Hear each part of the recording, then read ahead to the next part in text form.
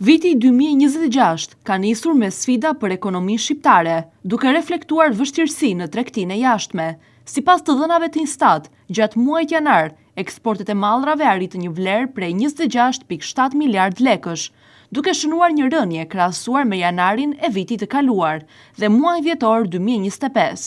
Kjo situatë tregon se eksportuesit po përballen me kërkesa më të ulta nga tregjet tradicionale dhe me sfida të tjera ekonomike.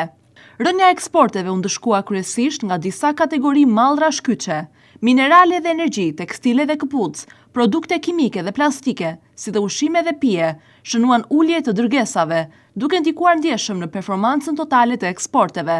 Për sa i përket destinacioneve, eksportet drejt Italisë dhe Kosovës ran drastikisht, ndërsa tregjet e Gjermanisë dhe Greqisë treguan rritje, duke treguar se diversifikimi i partnerëve tregtar po ndihmon disa sektorë të kompensojnë humbjet. Kjo nënvizon rëndësinë e zgjerimit të tregjeve dhe forcimin e marrëdhënieve ekonomike me vende të ndryshme. Edhe importet ulën gjatë janarit, krahasuar me të njëjtën periudhë të vitit të kaluar dhe muajin dhjetor. Materialet e ndërtimit ishin grupi që ndikoi më shumë në këtë rënje, ndërsa importet nga Italia dhe Greqia u reduktuan, ndërsa importet nga Kina dhe Turqia shënuan rritje. Kjo tregon se Shqipëria po vazhdon të mbajë lidhje tregtare të rëndësishme edhe me vende jashtë Bashkimit Evropian, duke siguruar furnizime të nevojshme për ekonominë dhe tregun vendas. Tregtia me vendet e Bashkimit Evropian mbetet një faktor kyç, pasi zë rreth gjysmën e totalit të tregtisë shqiptare.